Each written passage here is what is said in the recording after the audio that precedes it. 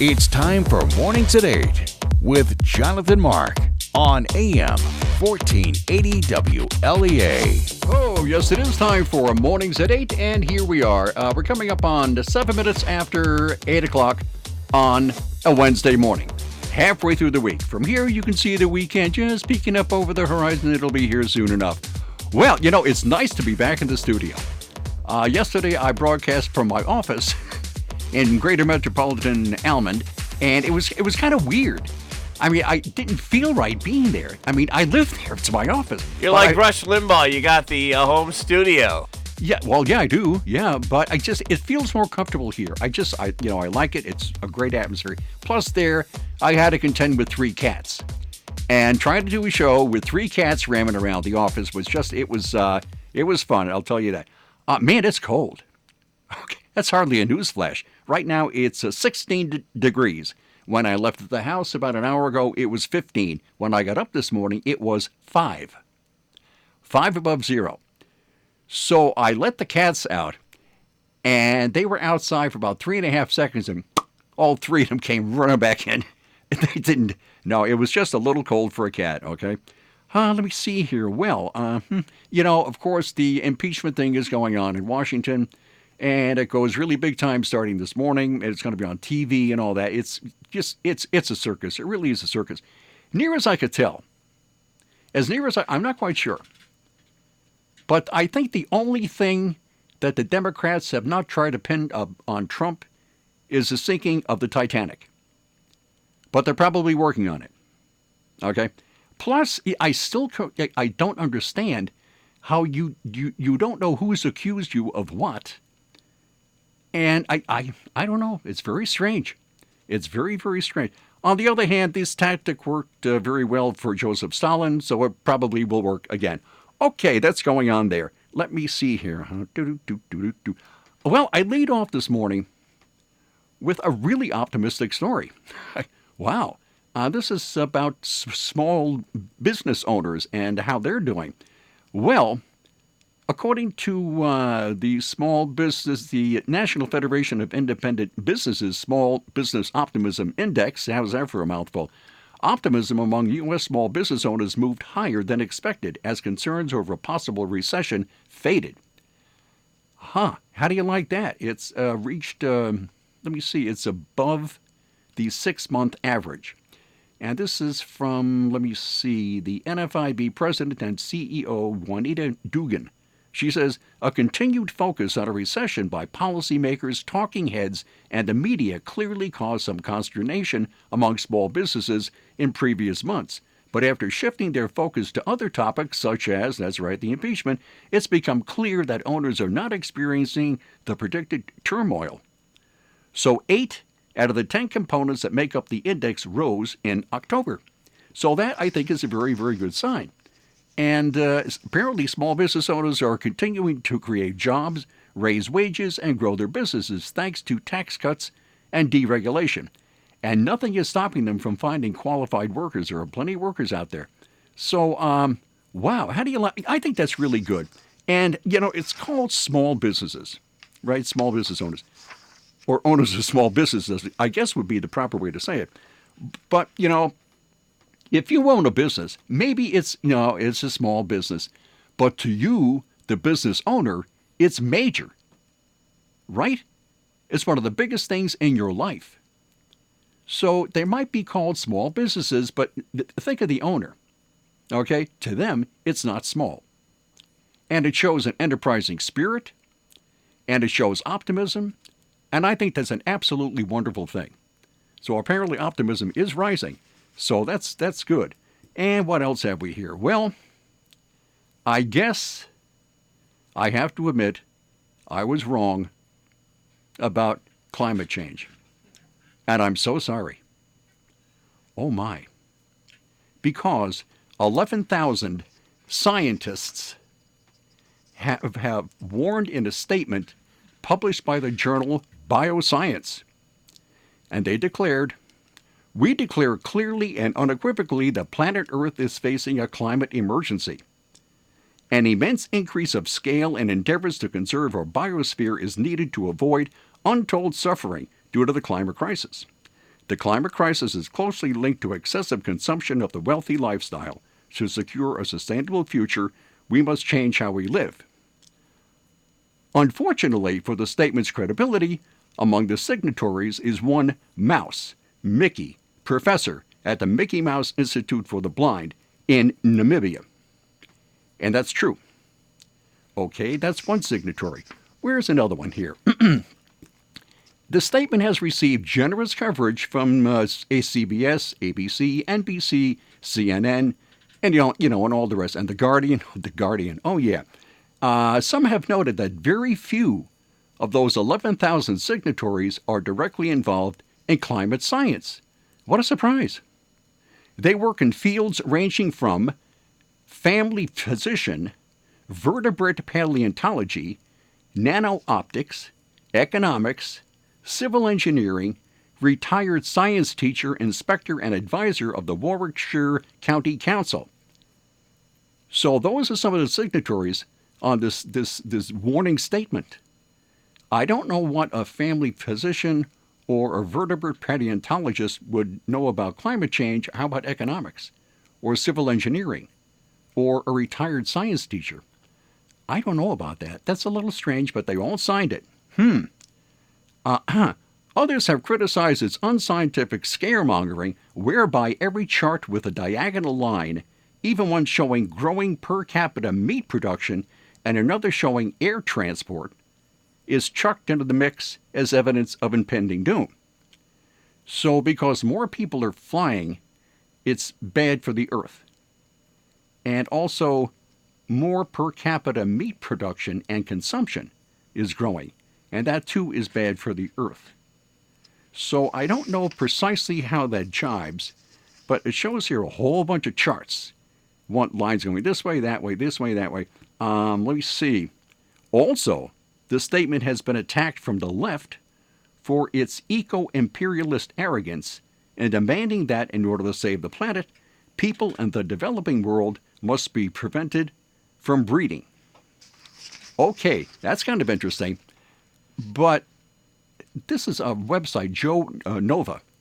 Perhaps the most tragic thing about this statement is that, as Joe Nova points out, it's basically a rehash of a climate declaration published by the same group of scientists led by the same lead author, Professor William Ripple of Oregon State University, in 2017. Now, in 2017, there were 15,000 signatories. Now they're just down to 11,000. So I don't know about that. But I don't know what these people would know about climate change. And anyway, as I said before, the Earth weighs 7 sextillion tons. 7 sextillion. And you have a 7, and then that's followed by 21 zeros, I believe, either 21 or 24. At that point, I mean, really, what difference does it make? 7 sextillion tons. So what makes people think that we could possibly affect the climate? Either pro or con. To me, that sounds like a God complex. I think that really? You think that we have the power to affect the climate on something that weighs 7 sextillion tons and is 4.3 billion years old? Really? Okay, maybe you do, but I don't think rational people would. And if you want to be scared, if you want to suffer from climate anxiety, there's a name for climate anxiety. I have it here somewhere. It's here. Let me see. Where did it go? Solastalgia. Solastalgia is the name for climate anxiety. And apparently a lot of people are suffering from solastalgia.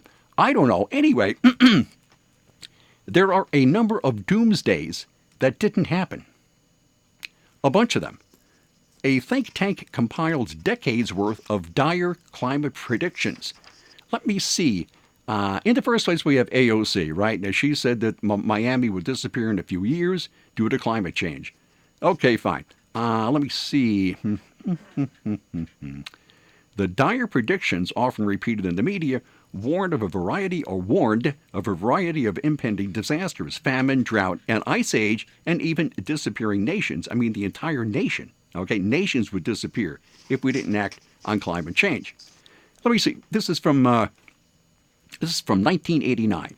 An Associated Press headline from 1989 read, "Rising Seas Could Obliterate Nations," UN officials said. The article detailed a UN environmental official warning that entire nations would be eliminated if the world failed to reverse warming by the year 2000, which, of course, was 19 years ago. Then there were the fears that the world would experience a never-ending cooling trend in the Northern Hemisphere. Never-ending cooling trend in the Northern Hemisphere. And that claim came from an international team of specialists cited by the New York Times in 1978. Okay. Never-ending cooling trend, eh? All right. Let me see. Just years prior, Time magazine echoed other media outlets in suggesting that another ice age was imminent. Telltale signs are everywhere, it read. From the unexpected persistence and thickness of pack ice in the waters around Iceland, to the southward migration of a warmth-loving creature like the armadillo from the Midwest.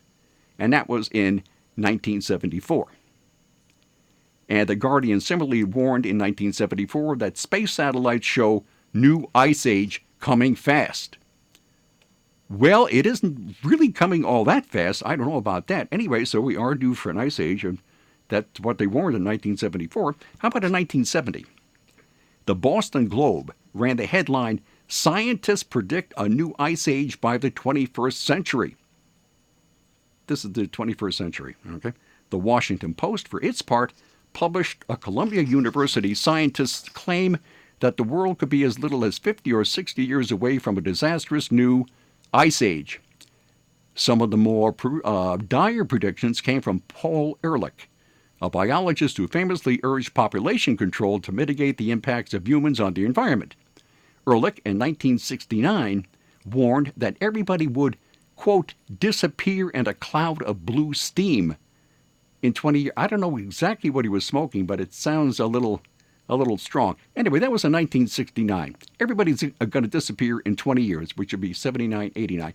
So apparently we all disappeared in a cloud of blue steam about 20 years ago, or 30 years ago. Anyway, let me see. According to the Salt Lake Tribune, Ehrlich warned of a disastrous famine, and he urged placing sterilizing agents into staple foods and drinking water. Okay, yepper. So, let me see. This was in that. Oh, there's more. There's plenty more. In 2008, ABC released an ominous video about what the world would look like in 2015, which, of course, was like several years ago. As the video warned about rising sea levels, a graphic showed significant portions of New York City engulfed by water by 2015. I think they were a little off there. Anyway, and of course, Gore famously said in the early 2000s that Arctic ice would be gone within 7 years. So let me see, early 2000s, 7 years. At the end of 7 years, Arctic ice had undergone a period of expansion. So I don't know about this stuff. I really don't. I think it's very, very strange that some people are just totally so nostalgic, if you get my drift. Okay, let's see here. Insurance. Everybody needs insurance, especially if an ice age is coming. I mean, hey, an ice age comes, you don't have insurance, that's it. You're toast, right? Or toast. Frozen toast. Anyways, how about the Ryan agencies? There you are. They have offices in Hornell, Jasper, and Wellsville. They are insurance experts. And it's a pretty complex field if you don't know what you're doing. If you know what you're doing, you can find your way through it. And that's what they do. You walk in there, you say, hey, I need insurance. I need car insurance or there's all kinds of insurance. You could find out a lot more about this on their website. It is, oddly enough, RyanAgency.com. So they will find the best insurance rates for you. The best company, the best plan, the best everything. They are the Ryan Agencies. From the Fox Sports Studios in Los Angeles, here's Eddie Garcia. In college football news, the latest playoff rankings are out, and LSU checks in at number 1, fresh off their big win over Alabama. Ohio State is 2, Clemson 3, And Georgia, a little bit of a surprise at number 4 over Alabama, which checks in at number 5. And Oregon is at 6. In NBA games of note, the Lakers beat the Suns 123-115. Lakers are now 8-2 on the year. They're led by Anthony Davis, who had 24 points and 12 rebounds. The Jazz are 8-3 on the season after a 119-114 win over the Nets. 76ers down the Cavaliers 98-97. And the Heat take care of the Pistons 117-108. College basketball, Evansville on the road beats number 1 Kentucky 67-64 for the Wildcats. Their 52-game home court winning streak against unranked opponents comes to an end for the Purple Aces. It's their first ever win over a top-ranked team. Number 14 Oregon beat number 13 Memphis 82-74. I'm Charles Payne, and this is the Fox Business Report. Stocks falling as investors sifted through a slew of earnings reports today, with the Dow falling 19 points, the Nasdaq down 49, S&P 500 down 3. And shares of plant-based meat company Beyond Meat were far from sizzling today on Wall Street, falling over 22%, marking the end of Beyond Meat's lockup period. For the first time since its IPO, early investors can sell the stock. Now, despite the sell-off, Beyond Meat reported a much bigger profit than expected for its third quarter. Shares of Mattel spiking after hours, around 18%, after the toy maker posted better than expected earnings for the third quarter as newer models boosted demand for its flagship Barbie brand, and the launch of dolls based on Korean pop sensation BTS lifted international sales. Mattel also announcing it will be hiring a new chief financial officer in the wake of a whistleblower investigation relating to its accounting practices. That's your Fox Business Report. I'm Hillary Barsky, invested in you.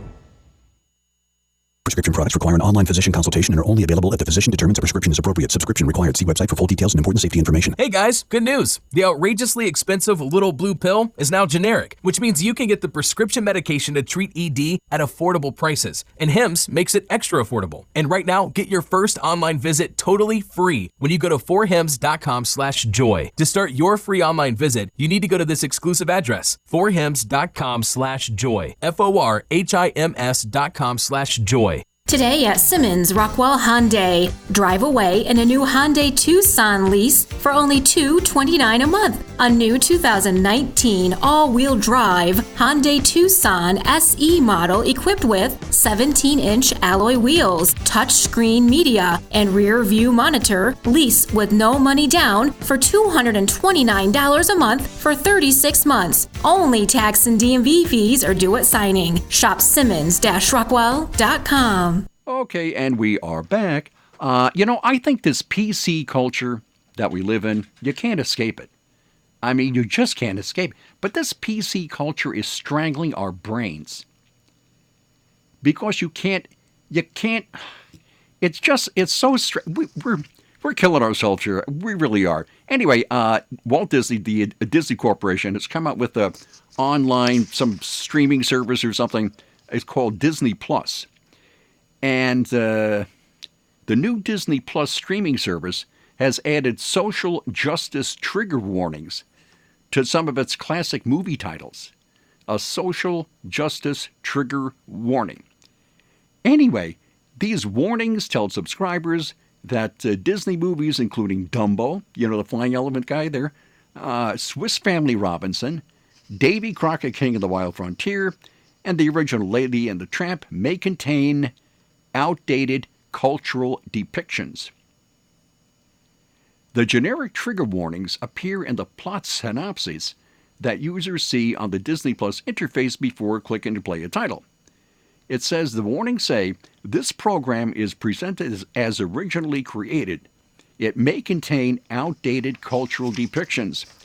So, those movies, the original animated Dumbo, which was first released in 1941. It's really that old? Wow. Dumbo was released in 1941.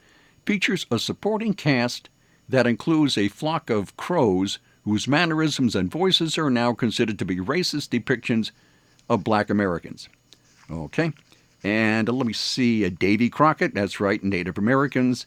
Let me see. Swiss Family Robinson, Southeast Asians in that. Anyway, that's racist. Lady and the Tramp, that's racist. I'm not quite sure how that works. And they even slapped a trigger warning, Disney Plus, on the 1942 animated short film How to Fish, featuring Goofy. Oh, yeah. Anyway, So they slapped a trigger warning on how to fish, starring Goofy. So that's what's going on there. You know, you can't... Man, we have gotten so absolutely weird. Okay, how about, let me see. Oh, this is great. This happened at a pizza. You know, small fast food places have been in the news a lot the last maybe year or so. I don't know how it happens, but it happens. Anyway, a Wisconsin man reportedly threatened a Pizza Hut employees recently because he wasn't happy with his order. Apparently, he was upset that his pizza didn't have enough cheese on it, despite the fact that he ordered an extra cheese pizza. So the local cops, it doesn't say where in Wisconsin, it doesn't make any difference. Anyway, they were called to the restaurant around noon, according to the report obtained by the Smoking Gun. When they arrived, the reported cheese lover had already left, but employees were able to give the cops the guy's description, and his vehicle's license plate number. Anyway, according to witnesses, a woman had entered the Pizza Hut earlier that day and ordered a personal pan pizza with extra cheese.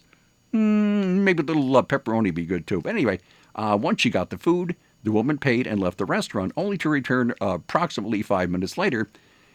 And she said that the pizza wasn't right and it didn't have enough cheese on it.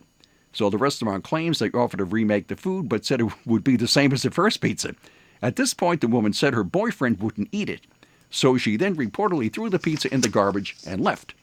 A few minutes later, a man entered the restaurant, yelling, screaming, and acting strange. The restaurant reportedly offered to make him another pizza, to which the man responded by saying he wouldn't eat it. And as the scene continued, he reportedly threatened employees and told them not to spit in his food. Okay. Weird. Programming though, very important. Day after Thanksgiving, we are going to have an exclusive in our market. Bill O'Reilly will be interviewing President Trump for 1 hour during the 8 o'clock hour, the Friday after Thanksgiving. So I won't have a show and there won't be any newsmaker, but boy, it's going to be a really, really good hour. Bill O'Reilly interviews President Trump right here for 1 hour, the day after Thanksgiving. And that's it for this morning's show. I will see you tomorrow. Bye.